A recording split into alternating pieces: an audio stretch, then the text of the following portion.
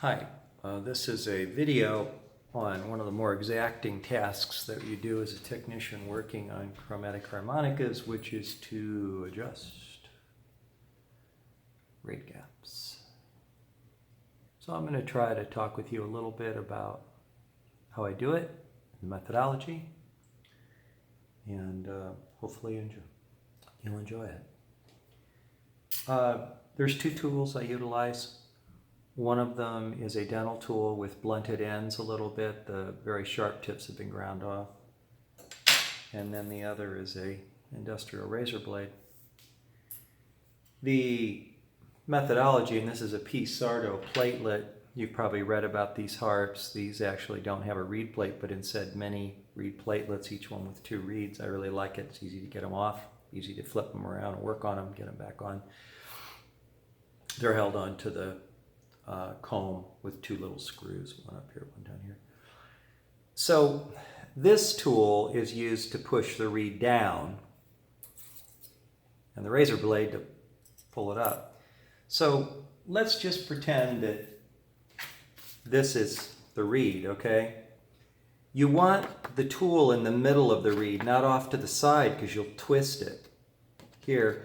And you don't want to go way to the base where it's attached. You can work it here. And when you go to lift it, okay, with the industrial razor blade, you don't want to twist the blade so that it's, again, angling the reed, but instead have it flush to the material and gently come up. And it's part of the game. You might go down a little bit too far and then up a little bit too far, and you go back and forth. That's okay. Just take your time and be gentle.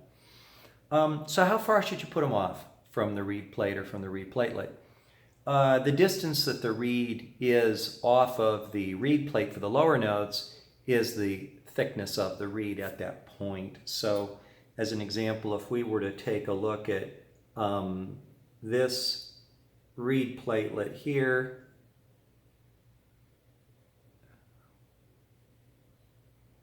okay, that reed over on this side should be just about as far away from the reed plate as the thickness of the reed. Now, to my eye, this is just a hair big, and this is very common for manufacturers. So I'm going to go ahead and bring it down. Now, you might say, why is reed gap important? Well, reed gap is important because if the gap is too big, the instrument will not play in an airtight manner. I hope you can see that. Again, it's just a little bit too far away. See if my hand can help to get a focal point here. Yeah, it's just a little bit too tight. So if the reed gap is too big, which is really typical from the manufacturer, it's going to be a little sluggish in play, a little breathy, and not very airtight. And if it's too tight to the reed plate, then it's going to choke out. Now, as you get higher and higher notes, then, and I think you probably want to watch this, so see if I can get it in a place where you can watch. If it gets too tight, it'll choke out. So I tap it again and again and again. Check it. Come in. Tap again, again and again. Come up.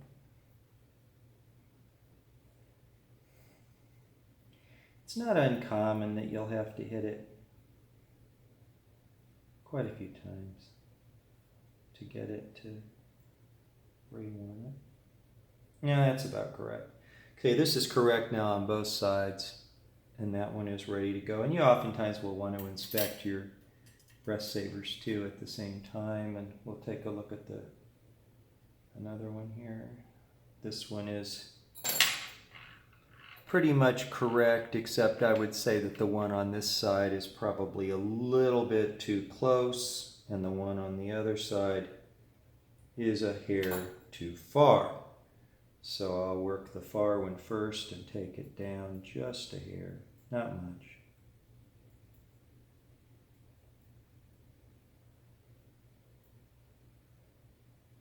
I usually keep something white behind it so that I can see clearly between the reed and the reed platelet in this case.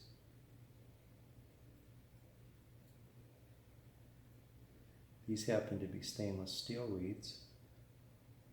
They're a little stiffer in play. A little harder metal. Take a little bit more to adjust. I feel that the stainless steel reeds can go just a tad tighter to the reed plate and do well because they are stiffer.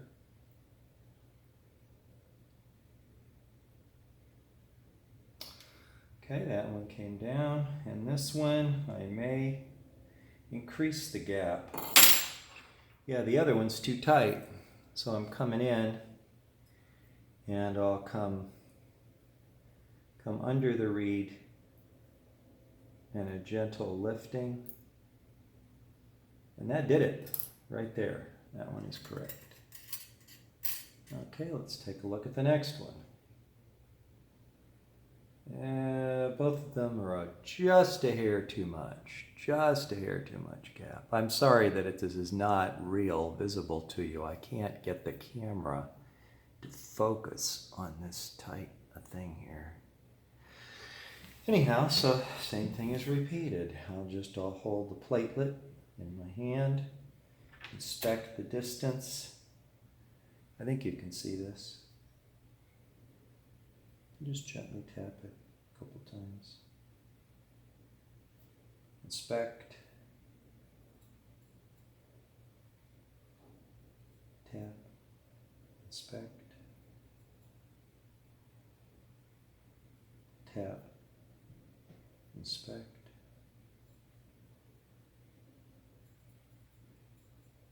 Tap. Inspect. This is a finesse job. It's not, can't be done quickly. Should be in a pretty calm mindset. The other one's okay. Next. Okay. That one's too far and that one's too far. I don't know if you can see those or not.